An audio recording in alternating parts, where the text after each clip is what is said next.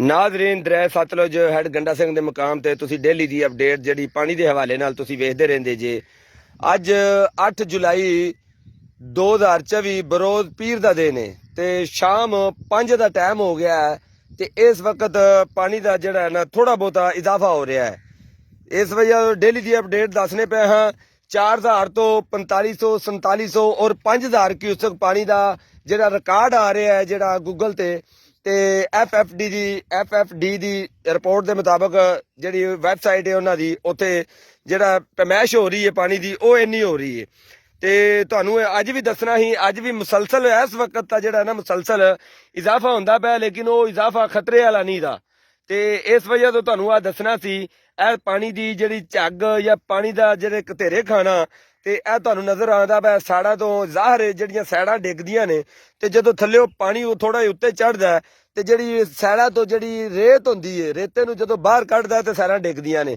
ਜਦੋਂ ਪਾਣੀ ਫੁੱਲ ਥੱਲੇ ਹੋਵੇ ਤੇ ਫਿਰ ਸਾੜਾਂ ਨਹੀਂ ਡਿੱਗਦੀਆਂ, ਪਾਣੀ ਆਪਣੇ ਪੇਟ ਦੇ ਅੰਦਰ ਚੱਲਦਾ ਹੈ। ਤੇ ਇਹ ਜਿਹੜੀਆਂ ਨਿਸ਼ਾਨੀਆਂ ਨੇ ਤੁਹਾਨੂੰ ਵਹਾਣੇ ਪਏ ਆ ਇਹ ਸਿਰਫ ਦਸੀ ਦਾ ਹੈਡ ਸੁਲੇਮਾਨ ਕੀ ਵਾਸਤੇ ਔਰ ਹੈਡ इस्लाम की और लोधरा कंगनपुर बहावलपुर और मैलसी सैफल तिकर जिन्ने भी लोग आबाद ने इस दरिया नाल वाबस्ता ने ये उन्होंने वास्ते रिपोर्ट करीदा, क्योंकि पिछली दफा जड़ा काफी ज्यादा जड़ा नुकसान भारी होया सी उन्हां दा। लेकिन इस वक्त सारे अलर्ट ने सैलाब नूं निपटन वास्ते। निपट तो कोई नहीं सकता लेकिन अपनी तैयारी करदा ते इस वजह तो इस वक्त फुल अलर्ट ने। ਤੇ ਤੁਸੀਂ ਡੇਲੀ ਦੀ ਅਪਡੇਟ ਜੀ ਇਹ ਸਾਖੀ ਦੀ ਵੀ ਵੇਖਦੇ ਪਏ ਜੇ, ਵਸੀਮ ਸਜਵਾਰ ਦੀ ਵੇਖਦੇ ਔਰ ਦੀਗਰ ਜਿਹੜੇ ਨੇ ਯੂਟਿਊਬਰ ਨੇ ਉਹਨਾਂ ਦੀ ਵੀ ਤੁਸੀਂ ਅਪਡੇਟ ਵੇਖਦੇ ਰਹਿੰਦੇ ਜੇ।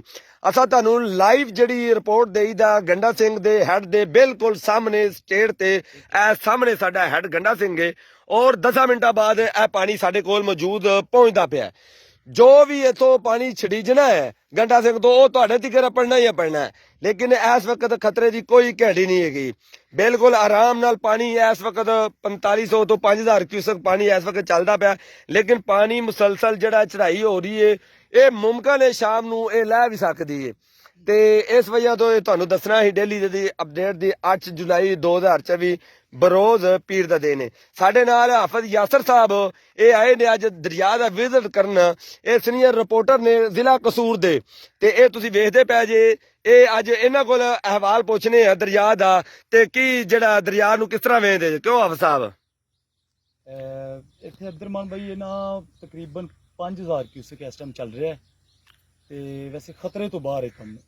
यानी जनूबी पंजाब के दोस्तों वास्ते हैड सुलेमान की कंगनपुर के दोस्तों वास्ते इतला है कि खतरा नहीं है, बिल्कुल लैवल पे चल रहा है। तकरीबन 5000 क्यूसेक ਤੇ ਬਿਲਕੁਲ ਈਜ਼ੀ ਹੈ, ਕੋਈ ਮਸਲਾ ਨਹੀਂ ਹੈ ਜੀ। ਨਾਜ਼ਰੀਨ ਤੁਸੀਂ ਹਾਫਿਜ਼ ਯਾਸਰ ਸਾਹਿਬ ਦੀ ਰਿਪੋਰਟ ਵੇਖੀ ਹੈ, ਉਹ ਕਹਿ ਰਹੇ ਨੇ ਬਿਲਕੁਲ ਨਾਰਮਲ ਪਾਣੀ ਹੈ ਤੇ ਇਹ ਤਾਂ ਦਰਿਆਵਾਂ ਦਾ ਹਿੱਸਾ ਹੈ, ਇੰਨਾ ਪਾਣੀ ਚੱਲਣਾ ਤੇ ਕੋਈ ਪਰੇਸ਼ਾਨੀ ਵਾਲੀ ਗੱਲ ਨਹੀਂ ਦੀ।